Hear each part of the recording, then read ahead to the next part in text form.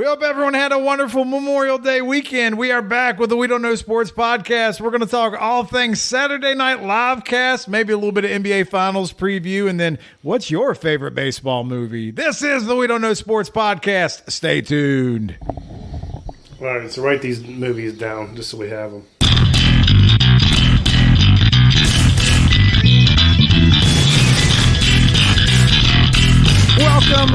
Welcome back to the We Don't Know Sports podcast. This is Chad the Mark with Turbo Tommy and Mr. Brown and Canadian Biggie. And gentlemen, I have missed you guys immensely. We've wound down our children's school year. Summer's officially here. We had Memorial Day, and you know what? We all survived the weekend. So how was your holiday? You guys know I'm a slave to the system, and I sold my soul to the company store. So what did you guys I was do? getting a buzz and a sunburn. You were slinging mattresses. That's right. Cocaine mattresses, baby. Yeah. Baby.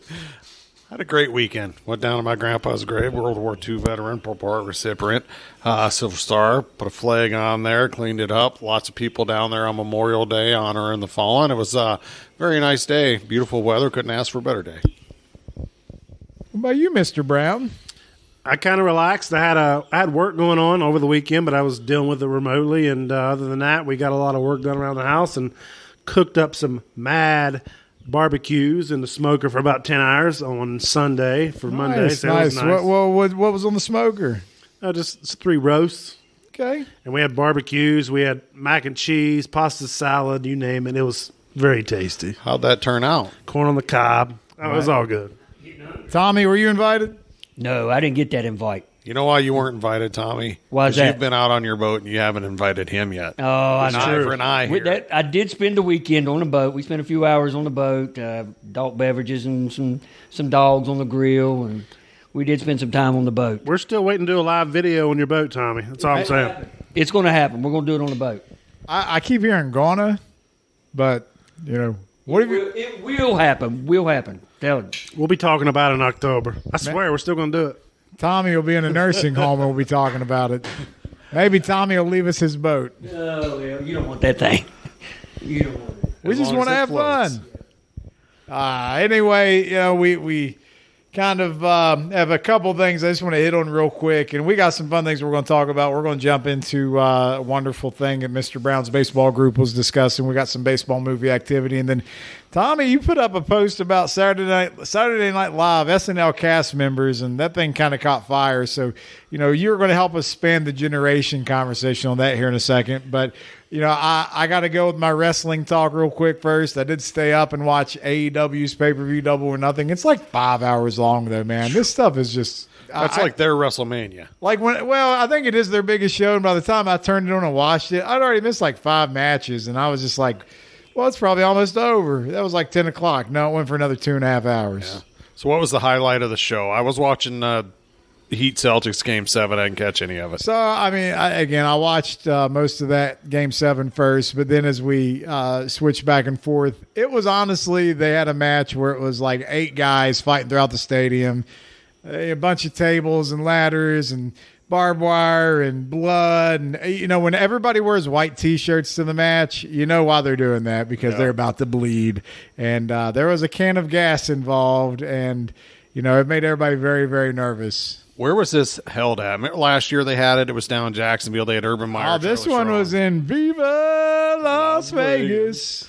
God, you could have had anybody show up. It was at the T-Mobile Arena, but it was a fun show. You know, if you want something a little different, a little more adult, it was solid. But See, I appreciate. I didn't even watch it, but I appreciate you telling me about the gas can.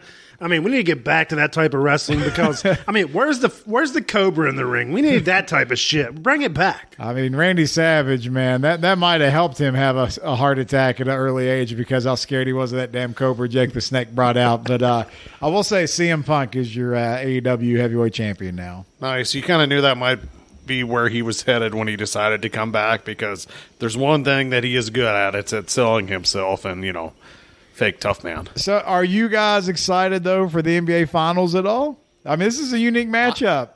I'm pretty pumped. I picked the Warriors to win it when the playoffs started, so the fact that they've made it this far I feel good about.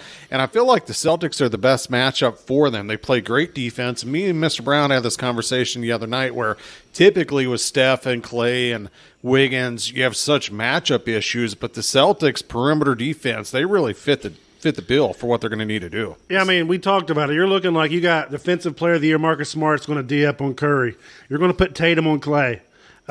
You'll probably put Jaylen Brown on Wiggins. They can swap back and forth on Clay to stay fresh. But the Celtics match up very well on the Warriors and their spacing. I'm not saying the Warriors won't win the series, but it's going to be unique because the Warriors with their shooting and their spacing, like mindset, and then the Celtics' toughness, it's going to be fun to watch. So predictions for it? I mean, I'm going to say Warriors in 6. I got Warriors in 6 also. I'm going to say Warriors in 7. And I'm not going to be like, really? What about you, Mr. Turpo Tommy? I'm going the opposite. I'm saying Boston takes it in 7. I hope you're right. I think their defense, their toughness they're going to win this thing out in 7 games. Because the Warriors have been rolling, you know that. And the Warriors have been there before, and Boston has not. So I love Boston's new difference. coach. He's awesome. He brings toughness. Not that they need any extra, but he's bringing it. But I will like, if the Warriors win, the fact that at the end of the day, Curry's going to have more chips than LeBron. It's going to be great. He'll have just as many in less time.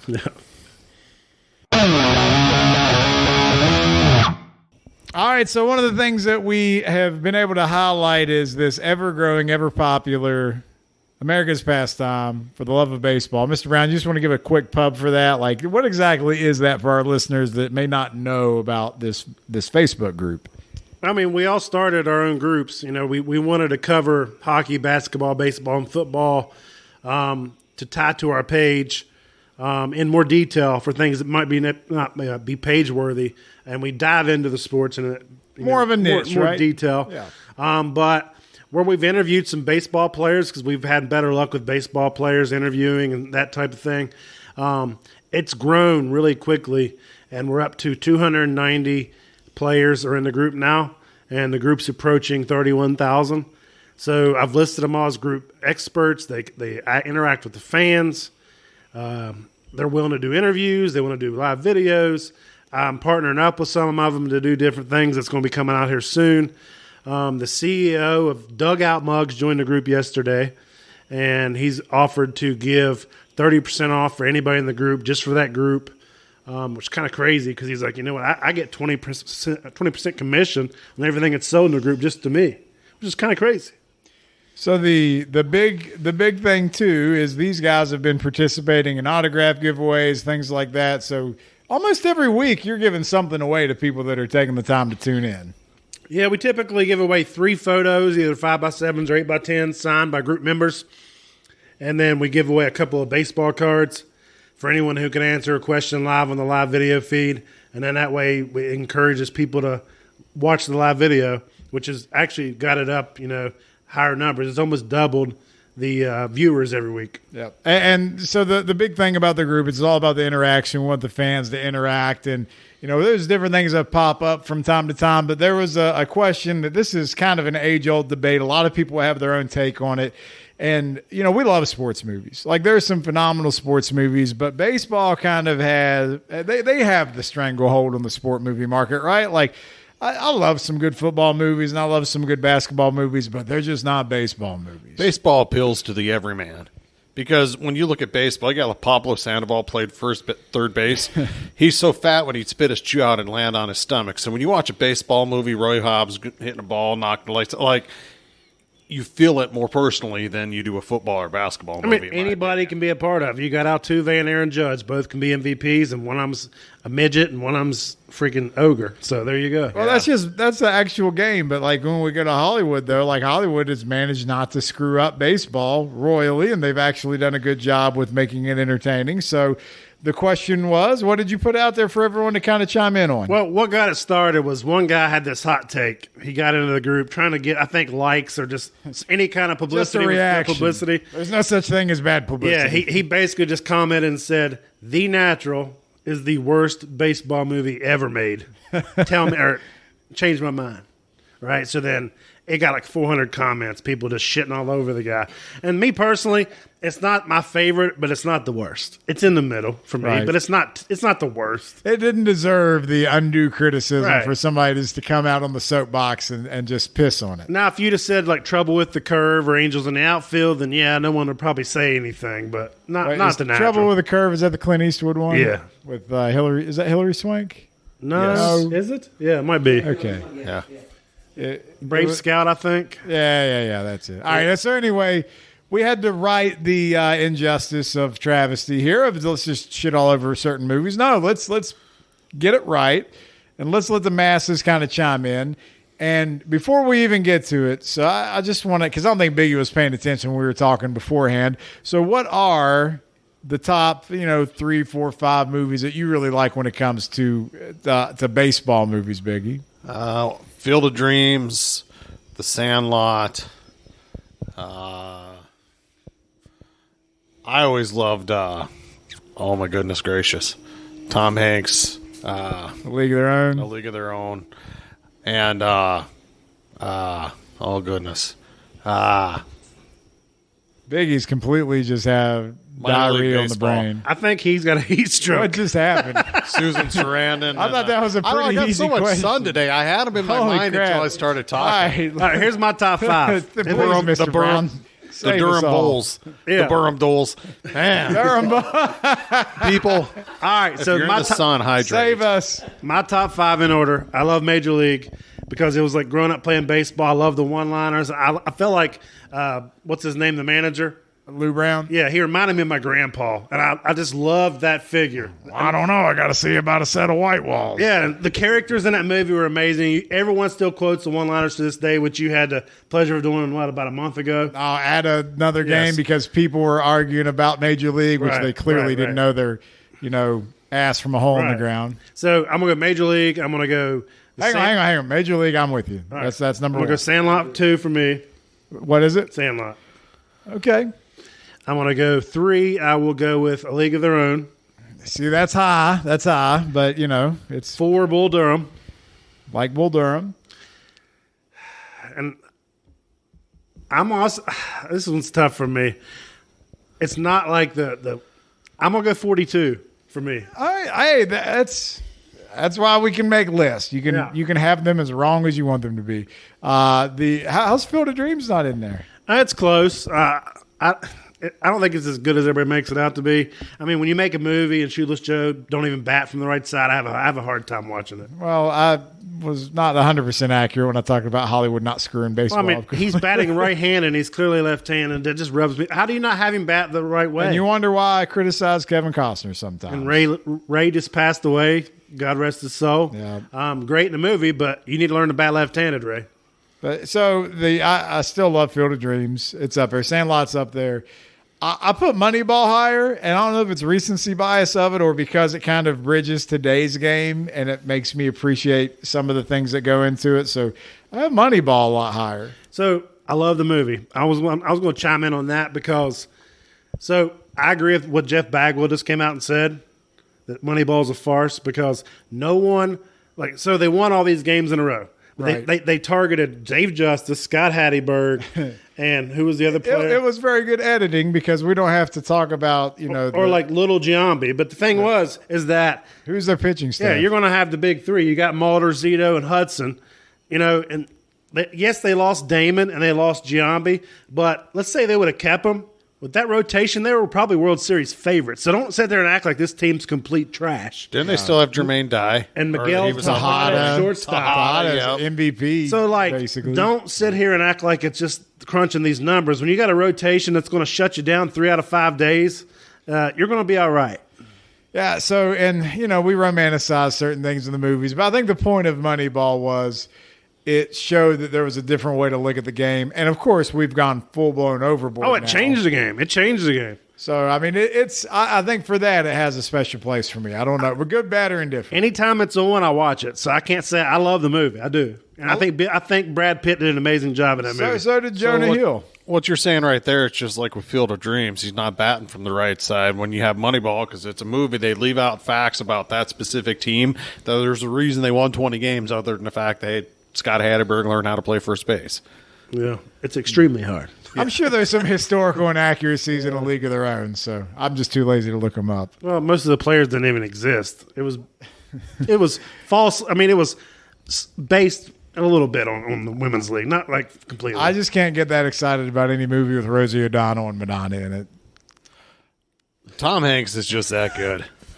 Tom Hanks. There's no crying in baseball. What about when he's talking about Roger Hornsby's was his manager? You don't remember that? Fill us in. He was like, when this was, there's no crying in baseball. And he's like, Roger Hornsby was my manager. My parents drove down from Michigan. And he said, I can't remember how it goes. He says, he called me what did he say, a walking pile of pig shit or something? But it was crazy because he's talking about Roger Hornsby and she's crying, sir. But I mean, I think Tom Hanks made the movie. He's pissing in the shower and they're timing it and he stops and then kicks back up midstream for like 2 more minutes. It's great. I love the movie. All right, so let me real quick, Tommy. What about you? What's your just give me your favorite baseball movie? Field of Dreams. Hands down. I was talking with Biggie earlier. Field of Dreams. And rest in peace, Ray Liotta. Or, is that how you pronounce it? Yeah. Right. And I ended up watching it twice this week because I felt it's just so good. I love it. I mean, I can watch it every day. It's just tops to me. So the one movie I feel like nobody ever really shits on is The Sandlot. You can't. The original Sandlot is unshittable. It's bulletproof, You can't right? poop on it. Because any of the stuff that's like a little far-fetched or whatever, it's because it's their kids and it's their imagination, right? Like it's they Probably number 2 for me. they do it so well. And then we all remember Wendy Peppercorn. Oh, yeah, absolutely. So let's go to the top 5 for the group. So the group of 31K, here's their top 5. They got Field of Dreams, number 1. Major League, number 2. The Sandlot, number 3. Bull Durham, number 4. And The Natural, number 5. I can't argue that. I feel like the masses did okay. I agree. They hit every age group in that top 5. They did. I thought maybe it'd get dominated by the Gen X to the boomers that take up Facebook, but it was balanced. Well, then 6 through 8, Moneyball, 40. No, I'm sorry, League of Their Own, Moneyball, 42 for the love of the game and Pride of the Yankees. So that rounds out the top 10. Pride of the Yankees in the top 10. There you go. For the Love of the Game is a good movie. I've always enjoyed watching it. But I'm a Costner fan, too, so that's probably part of it. But So, some ones that want to give a shout-out, Mr. Baseball. It was fun for what it was. I love Tom Selleck, and he always had a mustache that looked like Oh, it yeah. belonged on the diamond. yes. Little Big League, it's kind of weird for me because, like, now, I mean, like, even when I was younger, I'd almost... Little Big League. where he's the manager. Yeah, that Henry Yeah. Rowengarter's rookie of the year. But Okay. I was more excited sometimes as a kid, like, to be a manager of a big league club than even play. So that was like a dream of mine watching that movie at that age. For those of you listening, I've never heard of Bingo Long and the Traveling All-Stars, so maybe we're going to have to research that and watch that one. That one Sounds made up. that was submitted by a former minor league player of several years, AJ Pluta. So, Rookie of the Year, you touched on Henry Rowengartner, Ruta Baker, whatever his name was. The Babe, John Goodman. Anybody like that? It was all right. I liked it when I was saw all it. right. I mean, it's not one I'm going to stop and watch every time it's on, but I enjoyed it. And that's really somebody finally added Angels in the Outfield for one vote. So we were talking about Angels in the Outfield might be the worst one ever. It's just one of those things. In our group here, we'll go back and forth on Kevin Costner and our discussions about actors and range. But for baseball movies, in a group of 30,000 people, they voted him in the top 10 on 2 different movies. It's just kind of crazy how a person can have a certain niche that fits them. And make him a golf or a baseball movie, and he's all about it. Just don't make it a post-apocalyptic water movie, and he'll be fine. Oh, yeah. Oh, yeah. See, personally, I like Bull Durham better than Field of Dreams. I'm not surprised that you would say that. But Bull Durham's a damn solid movie. Yes. So There's good. so much going on there. It's not just about baseball. You're right. And that's what makes About movies poetry. great. Ooh, I like that. How can you not be romantic about baseball? Oh, yeah. So, guys, make sure you check out the group that Mr. Brown's got running over there, America's Pastime for the Love of Baseball. Not only do we get to dissect wonderful movie conversations, but you're doing all-decade teams and all kinds of different stuff. And, you got 30,000 people chiming in with about 300 Major League Baseball players. So it gets pretty interesting over there. Let me give a shout-out to the 60s All-Decade team just because we just finished today. So this is an all-decade team for the 1960s. Bob Gibson's the pitcher. Narrowly beat out Sandy Koufax. Bill Freehan's the catcher for the Tigers. Harmon Killebrew barely beat out Willie McCovey at first base, which is cool because two of Killebrew's kids are in the group. Joe Morgan was a terrible selection. This is Joe Morgan of the Astros. Yeah, this is before the Big Red Machine. Yeah, so it was between him and Pete Rose because Pete Rose's primary position was second before Joe Morgan arrived. Right. It should have been Pete Rose. But Joe Morgan won just because it's Joe Morgan. Yeah, not because of the era. If he wins in the 70s, no problem. Right. But I specifically put his picture in here in that crappy Astros jersey. Larissa Aparicio, shortstop. Brooks Robinson, 16 Gold Gloves in third. That's a lock. And listen to this outfield. Aaron, Mays, and Clemente. That's terrible. Yeah. Nobody can top. I don't know if anybody can beat that any decade. There's no decade that could top that. You go to the 90s and you put Bonds, Griffey, and who else? Yeah. Well, here's what's even crazier. So you're leaving out that decade, Mickey Mantle. You're leaving out, who's the other one? There was somebody else that was even just as big. Mickey Mantle and Frank Robinson. Yeah, Frank Robinson. Frank Robinson won an MVP in both leagues, over 500 home runs. Yeah, he can ride the pine. Yeah. That's how good this decade was. So, in closing, let's say we just want to go back to the 60s and watch baseball. Is that fair? Just think about it. Mickey Mantle not making all decades. You guys help me get back there. Can we do like a little Wayne's World flashback here real quick?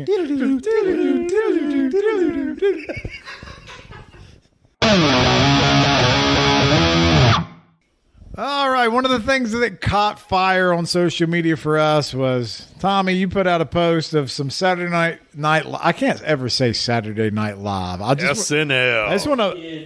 I just want to blur it together. Saturday Night Live, SNL. So it's been on for freaking decades. And 75 was its first year.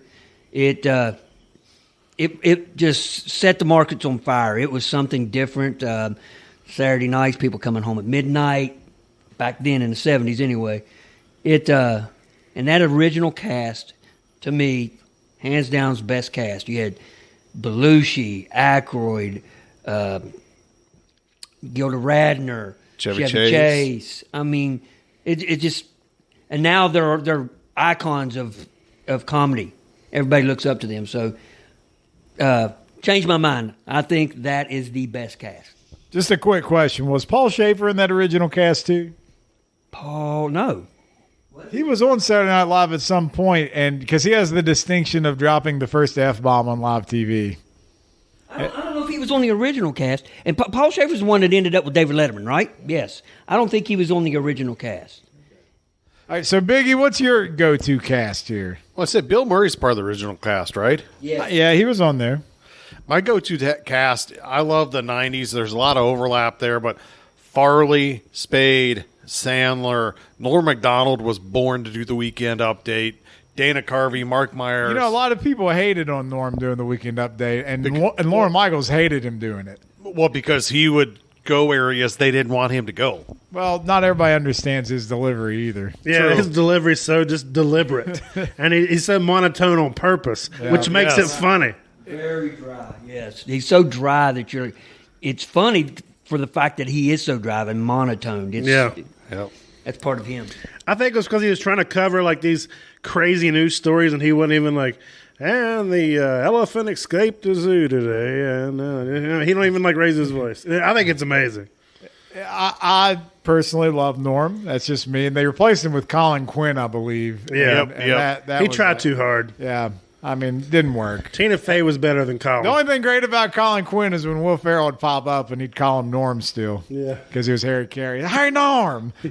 Quick tidbit here, if you love Norm Macdonald, he secretly recorded like a half hour or an hour of comedy stand-up while he was in his last 6-8 months there. They just recently released it or are going to release it. So if you're a Norm fan, he gave us one last treat. I will definitely check that out. So, all right, now, Mr. Brown, I know you're not as big of an SNL fan, but is there any certain cast members or certain skits that recurring maybe stick out to you that you kind of lean on?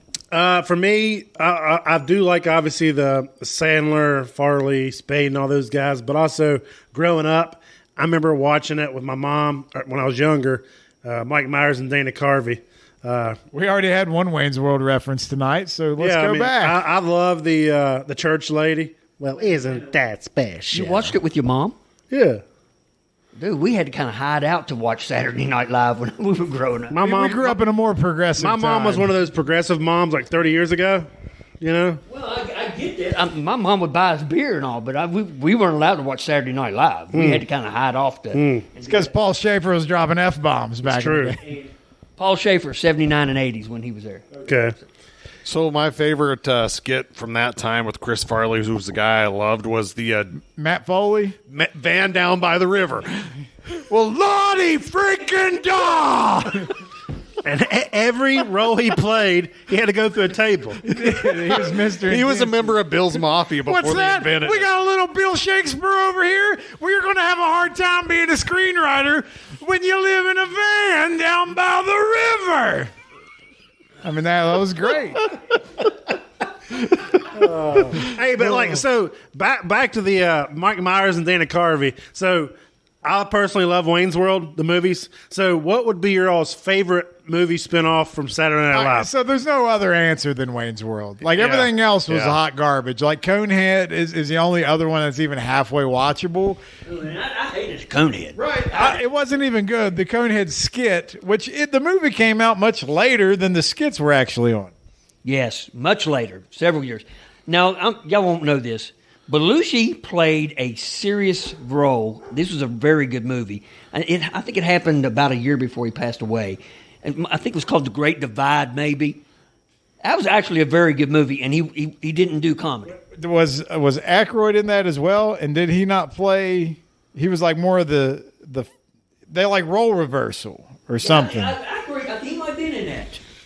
I don't know. I have to look that up. Anyway, we'll look at that later. So, all right. So, other movies, like I don't count Tommy Boy and Black Sheep because that wasn't really like a skit, right? Even though it was those guys. Although Tommy Boy, Callahan, that was Van Down by the River Boy, but it wasn't the. That's not what it was. What Greg said. Chris Wayne's Farley World was the only one. Chris Farley always Chris Farley. Like you can only be so heavy and have so many demons and so many drug issues and not do that all the time. Yep. Rest his soul. But all right, you had what? Superstar. Hated it. Superstar. You had you said Night of the Roxbury's. that was god awful. Yeah. What else we got? Already mentioned Coneheads. Oh, It's Pat. Yeah. Any Will Ferrell spinoffs? I don't think so. I mean, that's the thing. Most of these Saturday Night Live movies are really bad. Yeah, exactly. We just kind of move away from it. I'm sure there's some real bad ones that we're missing. But I want to give a shout out, though, to that late 90s, early odds cast as you went from, Farley and the boys, and then you started getting Will Ferrell with Tim Meadows and Anna Gasteyer, Sherry O'Terry. And then it kind of went to Jimmy Fallon with Tina Fey and Yep. Amy Poehler and that whole group, and they were pretty good. They were all solid. But then you've had just the problem with SNL over time is they've forgotten how to be funny, and they got so reliant on political humor. Yes. That's just what they leaned on. And sometimes it was good. Like, I'll be honest with you, man. When Tina Fey comes out dressed like Sarah Palin and people think it's really her, and then she shows up on the show, like, that's when SNL's at its greatest. But Alec Baldwin playing Trump with the head bob and the hair. right, but then they started doing it every Yeah, it single was cold too much. open. It's like all they could do. But like you just had some of the people, like the current cast, and some of them just left. They'd been there for like 15 years. I'm trying to think. What about Fat Albert? Is he still there? Yeah, Keenan's still there. You had Kate McKinnon just left. Did she leave? Yeah, she's gone finally after like 15 years. Which is weird because Will Ferrell was there from 95 to 02, but we were talking earlier and we felt like he was gone before we graduated. Yeah, so Keenan is your record holder. I think he's been there the longest of anybody, and it's not even close. And I think Kate McKinnon was second. So, like, those are your two anchors. One of them just left. For me, it kind of died with Tina Fey and Jimmy Fallon. I agree. That was kind of the last class I had any interest in. Yep. And now it's just got. Well, I did like Bill Hader, and Bill Hader was great. One of my favorite skits of all time is him with the puppet talking about Grenada. It's it's so freaking good. But what's your let's just close on this. What's your favorite Saturday Night Live skit of all time? Van down by the river with Chris Farley. So you're gonna live on Matt Foley. I love Farley. All right, what about you, Mr. Brown? Unless you're going to give me Tommy, more you got cowbell. time to think. More cowbell. Cowbell's a token answer. I get it. I'm thinking, man. I don't know if I have a favorite. I'll give you mine. Mine is Adam Driver was hosting, and he was an oil baron, and Pete Davidson was playing his son, and they were in like school, and it was like your dad comes to school day, but he played like a There Will Be Blood type. It was just, I don't know, it was so freaking funny. I loved it. And then as far as hosting goes, like give me Tom Hanks anytime. Yes. How many times did he host? He's a 5-time. They have the 5-timers club. You know, he's up. He's probably like a 10-time guy. Gotcha. Okay. Tommy, what about you? Favorite skit ever? Man, you're asking a tough question for me. And maybe anything with Murphy. I will say cowbell. Loved cowbell. Wait. What was the one that Murphy did where it was Mr. It was like Mr. Rogers' Neighborhood, but they were in the ghetto? What was it called? That's a good one. I can't remember the name of that. When he hosted like a couple years ago, they redid that whole skit. It was great. No, go ahead. I have what I'm going to finish with. All right, you know what? Here's my favorite skit. Screw Saturday Night Live. Give me In Living Color with Wanda and who's the other one? Fire Marshal Bill. That's right. Hey, I thought you were going to go Mad TV for a second. I was just going to end the show right there. In Living Color. In Living Color works. I'll take all that. In Living Color, it emerged because the late 80s version of SNL was so bad that In Living Color, which it was more of a, African-American audience and things like that, but at least they were a little bit more cutting edge, and that kind of transitioned in the 90s really well, and that's why they did so popular is because they took the void left that sketch comedy. He was like, let me tell you something. I'm gonna rock. Let me show you something here. I'm going to rock your world. I was going to rock his world. I can talk In Living Color all day. That stuff's great. But, some of their things would be canceled now if you don't remember Handyman. I do, yeah. You're not showing that in 2022. I'm coming to James today. Ain't they made a movie about that, right? No, that was Blank Man. Sorry. But it felt like the same thing. Yeah, okay. I'm with you. All right, well, that's a good place to stop. We appreciate everybody tuning in and letting us invade your ears once again. We'll be back next week to talk more nonsense with you guys, but enjoy the sunshine. Summer is officially here because we're out of Memorial Day, and it is June tomorrow, or June today, depending on when you're listening to this. I don't know. But thanks for listening to the We Don't Know Sports Podcast. Have a great rest of your week and a great weekend, and we'll see you next time. Bye-bye.